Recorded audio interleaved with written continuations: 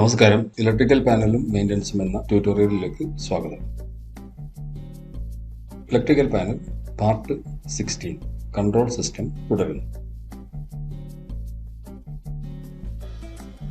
കഴിഞ്ഞ ഭാഗത്ത് ഇലക്ട്രിക്കൽ പാനലിൻ്റെ നിയന്ത്രണ സംവിധാനത്തിൽ നിന്ന് ഉപയോഗിക്കുന്ന സ്റ്റാർട്ടറുകളുടെ വ്യത്യസ്ത തരങ്ങളെയും രീതികളെയും കുറിച്ചാണ് പഠിച്ചത്.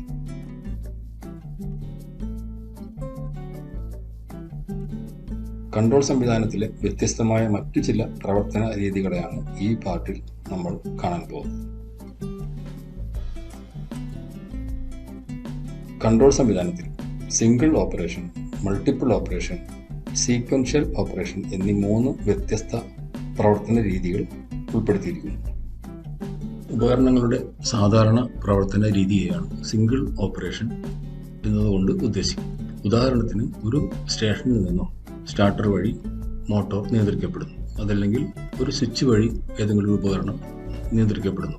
അതൊരു ഡയറക്റ്റ് സർക്യൂട്ടാണ്. അതിന് സിംഗിൾ ഓപ്പറേഷൻ.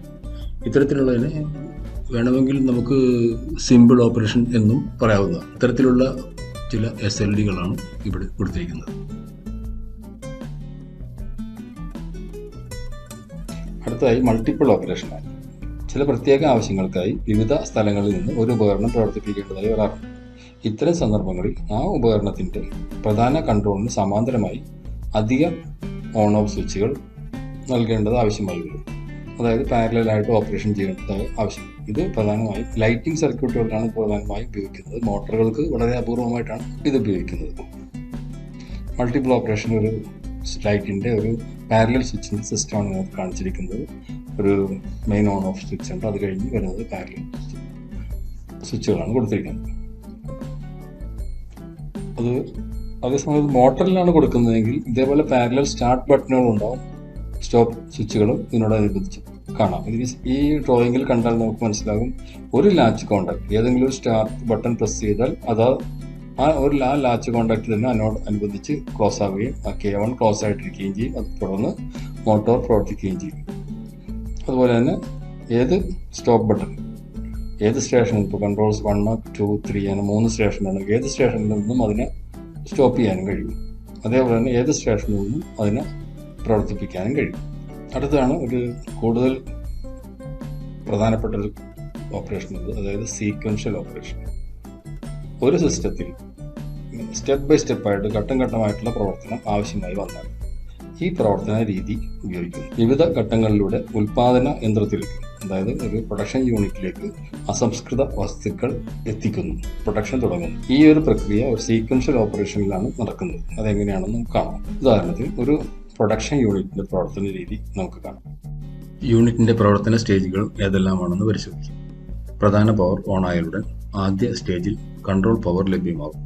എന്നാൽ എല്ലാ സിസ്റ്റങ്ങളും ഓഫായിരിക്കുകയും ചെയ്യും. കാരണം മെറ്റീരിയൽ അതാത് സ്ഥലത്തെത്തുമ്പോൾ മാത്രം ഓരോന്നും ഓൺ ആയാൽ മതിയാവും. സ്റ്റേജുകളിലെ പ്രവർത്തനങ്ങൾ എങ്ങനെയെന്ന് നോക്കാം. സ്റ്റേജ് 1 റോക്ക് കഷണങ്ങൾ ഇവിടെ എത്തുന്നു. സ്റ്റേജ് 2 മോട്ടോർ 1 പ്രവർത്തിപ്പിച്ച് കൺവെയർ 1 റോക്കുകൾ മുന്നോട്ട് നീങ്ങുന്നു. തുടർന്ന് മോട്ടോർ 2 പ്രവർത്തിപ്പിക്കുകയും കൺവെയർ 2 റോക്കുകളുടെ നീക്കം ആരംഭിക്കുകയും ചെയ്യുന്നു. സ്റ്റേജ് 4 ക്രഷർ യൂണിറ്റിൽ റോക്കുകൾ എത്തുന്നതോടെ മോട്ടോർ 3 പ്രവർത്തനം ആരംഭിച്ച് ക്രഷിംഗ് യൂണിറ്റ് പ്രവർത്തിക്കുന്നു. എല്ലാ സ്റ്റേജുകളും പ്രത്യേക മോട്ടോറുകൾ ഉപയോഗിച്ച് പ്രവർത്തിക്കുന്നു. സ്റ്റാർട്ടറുകളെല്ലാം ഇന്റർലോക്ക് ചെയ്തിരിക്കുക. മോട്ടോർ 1 ലൈവായാൽ മാത്രമായിരിക്കും മോട്ടോർ 2 പവർ ലഭിക്കുക. മോട്ടോർ 2 പ്രവർത്തിച്ചതിന് ശേഷം മാത്രമേ മോട്ടോർ 3 പവർ ലഭിക്കുകയും പ്രവർത്തിക്കുകയും ചെയ്യുള്ളൂ. ഈ സംവിധാനം ഓട്ടോമാറ്റിക്കായും നോർമലായും ഉപയോഗിക്കാം. മാനുവലായിട്ട് ഓരോരോ സ്റ്റേജിലും ഓരോരുത്തരും ഓപ്പറേറ്റ് ചെയ്യുന്ന സാധനം മെറ്റീരിയൽ എത്തുമ്പോൾ അതാത് സ്റ്റേജിൽ ഓൺ ചെയ്യേണ്ട മോട്ടറുകൾ മാനുവലായിട്ട് ഓൺ ചെയ്യാം. നോർമൽ ടൈപ്പിൽ ഉപയോഗിക്കുന്ന സീക്വൻഷ്യൽ ഓപ്പറേഷൻ്റെ ഒരു സിംഗിൾ ലൈൻ ഡയഗ്രാമാണ് ഇവിടെ കൊടുത്തിരിക്കുന്നത്. പവർ സപ്ലൈ കടന്നു വരുന്നത് എമർജൻസി സ്റ്റോപ്പ് സ്വിച്ച് വഴിയാണ്. അവിടെ നിന്ന് കയറുന്ന ഫസ്റ്റ് സ്റ്റേജിലേക്ക്, അതായത് കോണ്ടാക്ടർ 1, മോട്ടർ 1, കൺവെയർ 1. അവിടെ നിന്ന് ഒരു DOL സ്റ്റാർട്ടറിൻ്റെ മോഡലാണ് കൊടുത്തിരിക്കുന്നത്. ആ DOL സ്റ്റാർട്ടർ വഴി കൺവെയർ 1 പ്രവർത്തനം ആരംഭിക്കുകയും ചെയ്യും. ഇതിനകത്ത് പ്രധാനമായിട്ട് 2 ഇന്റർലോക്കുകൾ കൊടുത്തിട്ടുണ്ട്. നേരത്തെ വിവരിച്ചതുപോലെ ഈ സ്റ്റേജ് വർക്ക് ചെയ്ത് കഴിയുമ്പോൾ ഇവിടുത്തെ ഇന്റർലോക്ക് ക്ലോസ് ആവുകയും സെക്കൻഡ് സ്റ്റേജിലേക്ക് പവർ സപ്ലൈ ലഭിക്കുകയും ചെയ്യും. അതായത് ഈ വർക്ക് ചെയ്തില്ല എന്നുണ്ടെങ്കിൽ സെക്കൻഡ് സ്റ്റേജിലേക്ക് പവർ സപ്ലൈ ലഭിക്കില്ല. അതേപോലെ സെക്കൻഡ് സ്റ്റേജ് വർക്ക് ചെയ്ത് കഴിയുമ്പോഴാണ് അടുത്ത ഇന്റർലോക്ക് വർക്ക് ചെയ്യും. ആ ഇന്റർലോക്കിൽ നിന്ന് തേർഡ് സ്റ്റേജിലേക്ക് പവർ സപ്ലൈ ലഭിക്കുകയും ചെയ്തു. സെക്കൻഡ് സ്റ്റേജ് നമ്മൾ മാനുവലായിട്ട് സ്റ്റാർട്ട് ചെയ്യുമ്പോൾ മോട്ടോർ 2 വർക്ക് ചെയ്യും, കൺവെയർ 2 പ്രവർത്തനം ആരംഭിക്കുകയും ചെയ്ത് റോപ്പുകൾ അതിലൂടെ മുന്നോട്ട് നീങ്ങിക്കൊണ്ടിരിക്കും. ഈ കോൺടാക്ടർ ക്ലോസ് ആകുമ്പോഴാണ് ഇന്റർലോക്ക് വർക്ക് ചെയ്യുന്നത്. ഇന്റർലോക്ക് വർക്ക് ചെയ്യുമ്പോൾ K3 ക്ലോസ് ആയി കഴിയുമ്പോൾ K3യിലേക്കുള്ള പവർ സപ്ലൈ ലഭിക്കും. അത് മാനുവലായിട്ട് സ്റ്റാർട്ട് ചെയ്യുമ്പോൾ മോട്ടോർ 3 വർക്ക് ചെയ്യും, ക്രഷിംഗ് സ്റ്റേഷനിലേക്ക് പവർ സപ്ലൈ ലഭിക്കുകയും ചെയ്യും.